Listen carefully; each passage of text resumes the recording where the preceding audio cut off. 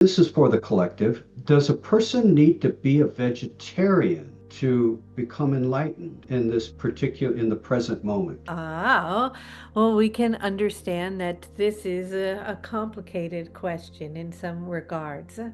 There will be a moment in time where your need for food completely will dissipate as you will be moving into your light body in a whole nother way.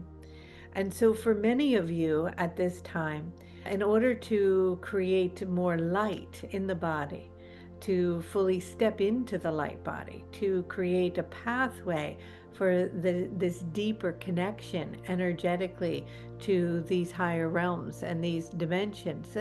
eating the foods that contain the most light, meaning your vegetables, as they receive the light directly as you are feeling it from your fruits, and those things that are born from within the soil of the earth themselves are very, very deeply supportive in the regeneration of your cells, in the healing of your body, and in emanating light within your body to prepare you to move into the next stage in which there is not a need for food itself, where you will be much more capable energetically of consuming simply water that has received coats of light. And so it is a transition period. However, there are others at this time that consuming something that helps them to ground and to connect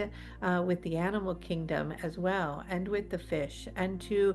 be more grounded within their body at times is part of their evolutionary process, and at times needed. And so there is not an absolute, although many who are vegetarians would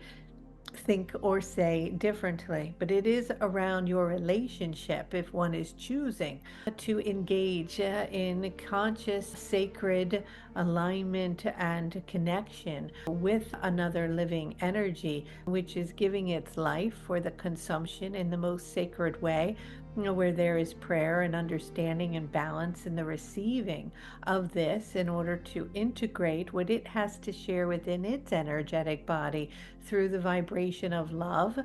in order for the body to receive perhaps the other energies that are not received through the plant kingdom itself. However, it is also very important that there is an understanding that when an animal is cruelly taken care of, or is caged, or is brutally murdered in a way, or is placed in a particular setting where it has no freedom,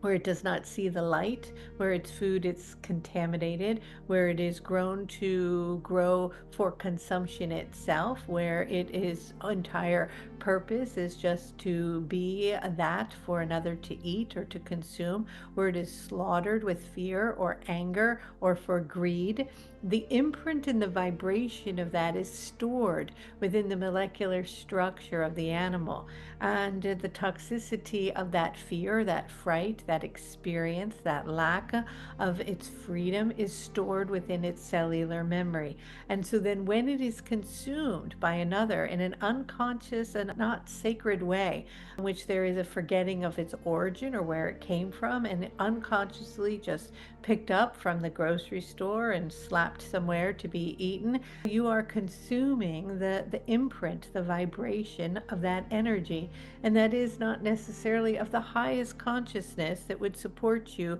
on the unfolding and the journey toward your development of your own enlightenment. However, in addition to that, if you have an animal that is outside and is grazing and is experiencing its life, and there is a relationship, a communion, a connection, a sacred honoring, a respect in an exchange, it carries so much beauty in its experience and its vibration and its love and its attunement to nature that is held within its energetic form, that is then received by another in the agreement, through the contract of your relationship with one another. And so our answer to that would be that conscious consumption of food is of what is importance, of great importance, and the sacredness of it, and your connection to it, and how close it is to you, and your relationship to the mother, and her blessings that she is continuously sharing with all of you. And so, in terms of the original asking, the steps toward enlightenment over a period of time would, yes, inquire less grounded energy over time, more lighter frequencies, moving into more plants and more vegetables, etc., into more and more water, more fasting, and less food. However, it is also important to recognize that it is a journey, and that just because one is a vegetarian does not mean that they are more enlightened, that someone that is consuming something that is more grounded. That is not true, because it is about the consciousness and its relationship to that in which it is receiving. Where someone can be very much a vegetarian and extraordinarily unconscious, and someone can be very much a meat eater and be very conscious, for they are not always necessarily connected in this way.